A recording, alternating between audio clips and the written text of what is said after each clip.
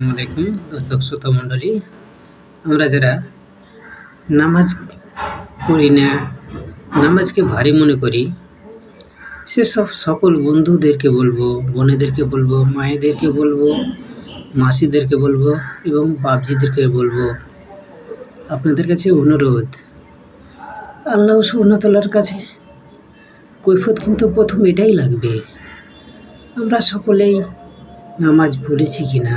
তাই আমরা নামাজটা এক্ষুনি এই মুহূর্তেই শুরু করে নিয়াত করি, আমরা সকলেই 5 ওয়াক্ত নামাজ পড়ব এবং আল্লাহ সুবহানাহু ওয়া তাআলাকে খুশি করার জন্য আমল করব।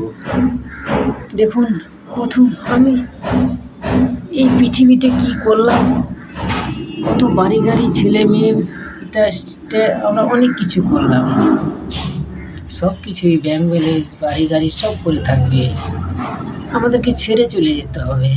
কিন্তু আমরা যে নামাজ ছাড়া কেন যে ঘুরে বেড়াই, নামাজ ছাড়া যে আমরা কেন চলি, এটা আমাদের মাথায় আমরা নিতে পারছি না। দেখুন, নামাজ আমাদের পড়তেই হবে। আল্লাহ সুবহানাহু ওয়া তাআলা প্রথম এটাই জিজ্ঞাসা করবে, নামাজ পড়েছো কি না, আমার জন্য কি এনেছো, কি করেছো। তাই আমরা অন্য কাজ কি করলাম সেটার হিসাব পরে, চুরি করলেও পরে, মারামারি করলেও পরে, কাটাকাটি করলেও পরে, দান করলেও পরে, বাপ মায়ের সেবা করলেও পরে, জেনা করলেও পরে, কিন্তু প্রথম হবে নামাজের হিসাব। নামাজ থেকে আমাদের শুরু হয়ে যাবে। তাই আমরা ভালো আমল করলেও নামাজ না পড়লে সেটা বেকার হয়ে যাবে। তাই আমরা অনেকেই ভালো আমল করি কিন্তু নামাজ পড়ি না।